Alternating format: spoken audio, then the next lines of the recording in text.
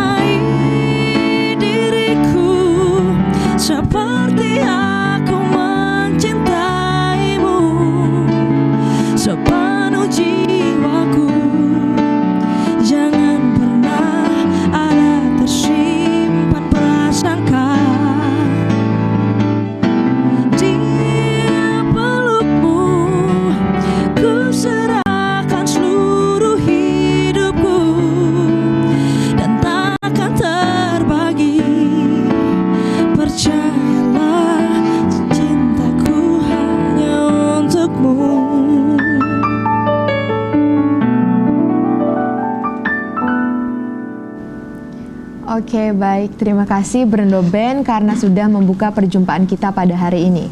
Halo pemirsa TVRI Bengkulu, apa kabar? Semoga selalu dalam keadaan sehat dan tentunya masih semangat dalam menjalankan ibadah puasa. Senang sekali rasanya saya Helda Amelia kembali menjumpai Anda di Berendo. Nah pemirsa, hari ini kita akan membahas mengenai menjaga kesehatan mulut di bulan puasa. Tentunya bersama narasumber kita pada hari ini ada Dr. Gigi Nadia Purwanti. Halo dokter. Halo. Apa kabar dok? Luar biasa. Luar biasa, baik. Iya. Masih puasa ya dok ya? Alhamdulillah masih lanjut. Masih puasa. Nah dokter, hari ini kita akan membahas bagaimana caranya supaya tetap menjaga kesehatan mulut di bulan puasa nih dok. Tapi yang pertama kita mau tahu dulu nih dok, sebenarnya asal dan apa penyebab dari bau mulut itu sendiri dokter. Silahkan dok. Iya, selamat sore buat pemirsa TVRI. Jadi sebenarnya penyebab bau mulut itu ada banyak sekali ya. Kita fokus kepada selama bulan Ramadan nih. Kenapa sih selama bulan Ramadan ini kok kita sering mengalami bau mulut? Itu karena kita kan selama kita berpuasa, tubuh kita itu kan kekurangan cairan ya. Lebih tepatnya tidak menerima asupan cairan selama dalam waktu yang cukup lama, 13 sampai 14 jam. Dimana jika kita itu mengalami kekurangan asupan air putih atau air mineral, mulut kita itu akan mengalami kering, sering ya kita mengalami mulut kering. Kemudian kalau misalnya mulut kita kering, biasanya mudah sariawan, bibir pecah-pecah, kemudian identik dengan bau mulut karena nggak ada yang membasahi, nggak ada yang membilas gitu ya. Sehingga memang untuk mengurangi hal itu ada beberapa tips nih yang bisa kita lakukan untuk menghindari bau mulut selama bulan puasa. Yaitu yang pertama, cukup minum ya.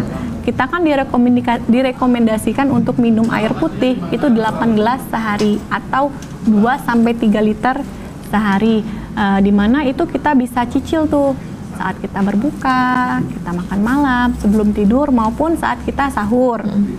Kemudian yang kedua, kita harus menyikat gigi dengan baik dan benar. Kadang-kadang menyikat gigi saja itu tidaklah cukup. kita bilang saya rajin kok sikat gigi dok 2-3 kali sehari, kok masih berlubang, kok masih bau, kok masih karang gigi gitu ya. Dalam tahap menyikat gigi itu ada tekniknya. Yang pertama, durasi menyikat gigi itu harus agak lama loh, sekitar lebih kurang itu ya, sekitar 2 menit. Kadang-kadang kan kita menyikat gigi itu cuma beberapa detik, 2 menit durasi mandinya, bukan durasi menyikat giginya ya. Betul. Durasi menyikat gigi itu idealnya adalah 2 menit. Kemudian yang kedua, flossing atau membersihkan sela-sela gigi menggunakan dental floss. Udah tahu belum? Rata-rata nih mayoritas nih belum ada yang menerapkannya, dimana kalau kita nih kadang-kadang kan kondisi gigi tiap orang tuh beda-beda ya, ada yang rapi, ada yang crowding, ada yang maju, ada yang mundur gitu, ada yang maju mundur. Itu dibersihkan dengan cara flossing atau benang gigi. Jadi benang gigi kita masukin ke sela-sela gigi kita setelah kita menyikat gigi. Gunanya adalah apa? Gunanya adalah double cleansing. Jadi dibersihkan 2 kali, jangan muka aja yang double cleansing, giginya juga double cleansing ya. Yang terakhir, itu yang sering sekali kita lupa, itu adalah menyikat lidah. Ya kan? Lidah kita itu kan terdiri dari papila-papila seperti rambut-rambut ya. Dia itu bisa menyebabkan makanan tersangkut di sela-sela. Kadang-kadang kita lihat ada yang lidahnya warna kuning, ada yang putih, ada yang kecoklatan ya. Karena sebenarnya lidah yang sehat itu berwarna merah muda, sama dengan warna jaringan sekitar rongga mulut. Jadi kalau misalnya lidahnya putih, artinya lidahnya tidak ikut disikat. Udah kita minum air putih cukup, menyikat gigi, kemudian jangan lupa makan yang seimbang, nutrisi seimbang, sayur, buah, jangan ditinggalin. Jangan cuman kita makan yang manis-manis nih, tapi kita lupa nih makan sayur, makan buah, karena sebenarnya itu mengandung nutrisi yang baik bagi rongga mulut, bagi kesehatan pun, kemudian juga dia sebagai self cleansing yang baik bagi permukaan gigi, dimana kalau habis makan manis ada buah yang serat-serat lewat gigi ya, jadi kan bersih gitu. Yang ketiga, yang keempat nih, mengurangi kebiasaan seperti merokok, itu dikurangi dulu karena juga dapat menyebabkan bau mulut dan keseimbangan pH rongga mulut yang terganggu. Yang kemudian yang keberapa tuh? Kelima ya? Kelima dong. Kelima, hindarin dulu makanan-makanan yang menyebabkan bau mulut. Misal seperti kita sahur menggunakan jengkol nih, menggunakan petai, itu kan menyebabkan bau mulut ya. Sehingga nanti pada saat siang hari, hawanya itu luar biasa gitu ya. Jangan sampai mengganggu orang lain yang berpuasa. Betul. Yang terakhir nih, jangan lupa check up ke dokter gigi untuk melihat kondisi rongga mulutnya. Apakah memang bau mulut itu disebabkan oleh karang gigi kah? Yang perlu dibersihkan, kemudian apakah ada gigi berlubang yang perlu ditambal.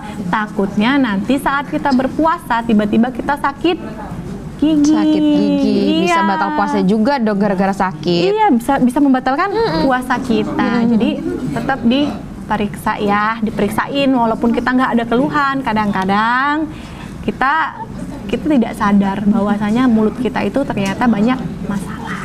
Ya. Itu penjelasan dari Dokter Nadia nih. Dokter, tadi kan kita juga menyinggung masalah double cleansing dan lain-lain. Nih, kalau misalkan kumur-kumur menggunakan bahan-bahan kimia seperti kalau kita nyebutin merek nggak mungkin nih, gitu ya. Kumur-kumur itu obat kumur maksudnya. Itu bermanfaat atau bisa membunuh bakteri baik yang ada di dalam mulut, Dok? Sebenarnya untuk berkumur itu sebenarnya tidak dianjurkan untuk setiap hari, di mana dia dapat membunuh flora normal di dalam rongga mulut, di mana di dalam rongga mulut kita ini kan ada bakteri baik juga, tidak cuma bakteri jahat, dia ada bakteri baik, ada enzim-enzim baik di dalam rongga mulut.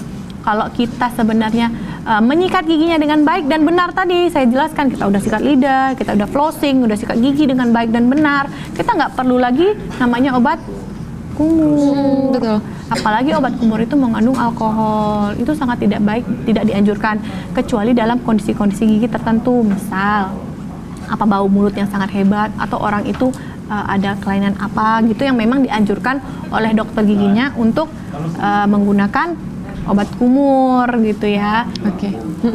Oke, dokter, sebelum kita lanjutkan, kita mau lanjut panggil narasumber yang kedua nih, dokter. Iya. Lanjut, ada Dokter Lisda Naomi. Silahkan, dokter. Halo. Halo dokter. Hai. Apa kabar dok? Sehat. Sehat. Alhamdulillah ya dokter ya. Nah, Dokter Lisda, jadi hari ini kita masih membahas mengenai bagaimana menjaga kesehatan mulut di pada bulan puasa nih dok. Karena kita lagi puasa nih dok. Nah, selanjutnya tadi Dokter Nadia masih membahas mengenai kumur-kumur ya tadi dok ya, obat kumur. Boleh dilanjutkan dok? Jadi obat kumur itu hanya digunakan pada kondisi-kondisi tertentu, tidak boleh setiap hari ya. Jadi kalau misalnya kita sugestinya mengikat mau kumur-kumur aja nih biar seger aja nih kumur-kumur gitu. Nah itu tidak dianjurkan karena dapat membunuh flora norma dalam rongga mulut. Lebih dianjurkan lagi menyikat gigi ya.